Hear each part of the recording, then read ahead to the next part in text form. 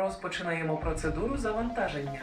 Після розпаду Зоряної Ліги лишилося забагато питань, на які ніхто не хотів давати відповідей, а претензій лишилося ще більше.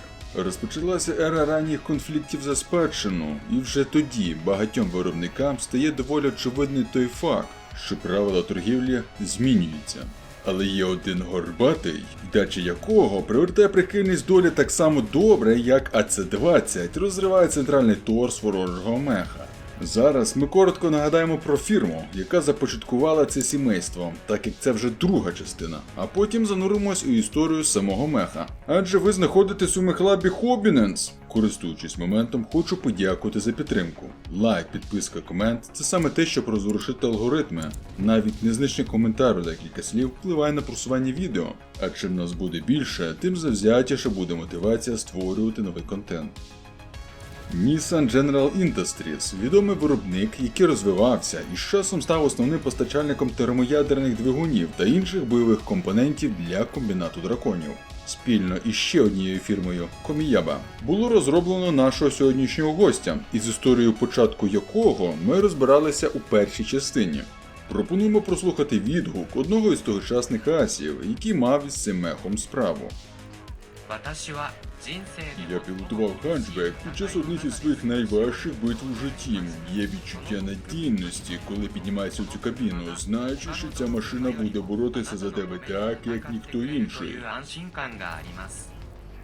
Як ви розумієте, мех став настільки успішним, що навіть їхній спільний промисловий комплекс не здатний був самотужки задовільняти усі потреби, і довелось наймати субпідрядників.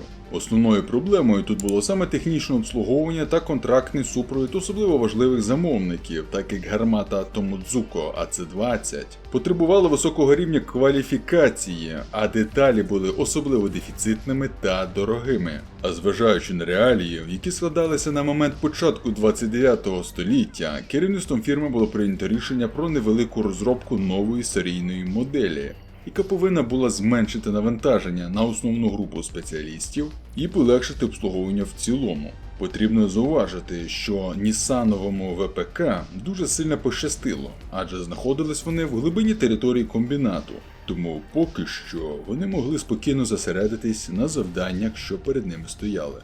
На консультації з військовими їм в першу чергу доручили збільшити термін активного бойового використання та полегшити їхнє польове обслуговування, зберігши при цьому самурайський дух та жагу до перемоги.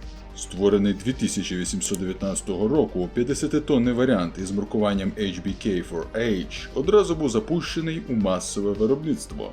І цього ж року комбінат драконів вчинив цілу низку зухвалих рейдів та нападів на територію Ліранської співдружності. Бойове хрещення пройшло успішно. Варіант горбаня 4H наслідував ту саму дуальну філософію, яка й стала причиною такого дизайнерського рішення. Але в даному варіанті концепція все або нічого була зміщена у бік терпіння та наполегливості.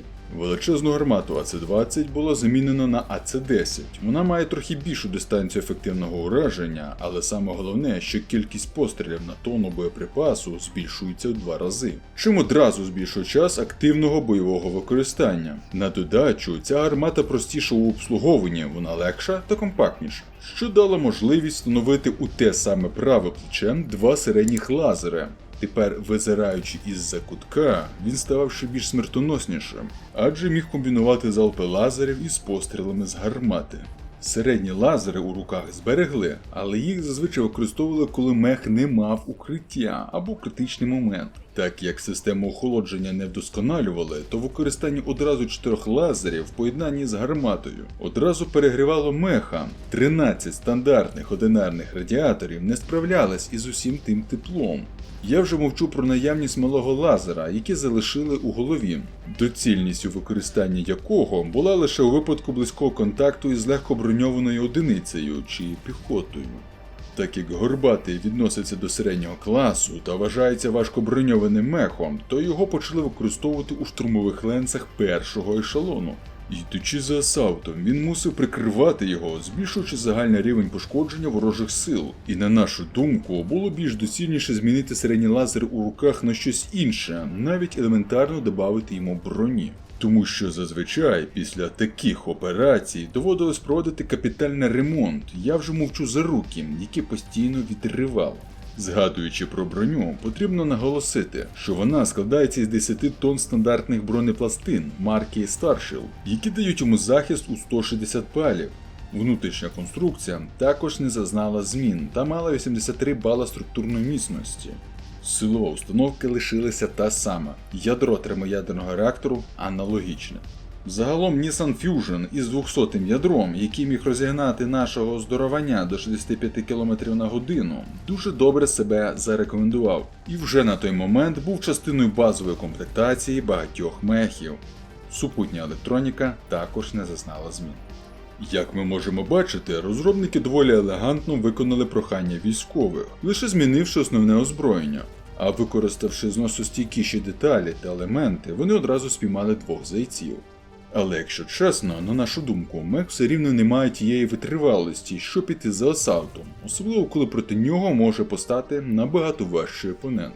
А якщо броня на півторсу пробита, то наступне влучання швидше за все виведе з ладу гармату або підірве боєприпаси, однозначно пошкодживши внутрішню конструкцію центральної частини. Що стосується ціни, то дешевшим він не став. Коштував він стільки само, майже 3,5 мільйони цибіл, бойових балів займе 1067. На завершення хотілося б сказати, що нова серійна модель зберігає той самий самурайський дух, адже ворог, який хоча б раз зустрів Горбатого, запам'ятається силует назавжди. Ну на цьому поки що все. З вас лайк, підписка, комент, а з нас наступний випуск. Дякую за увагу і до зустрічі у наступному відео.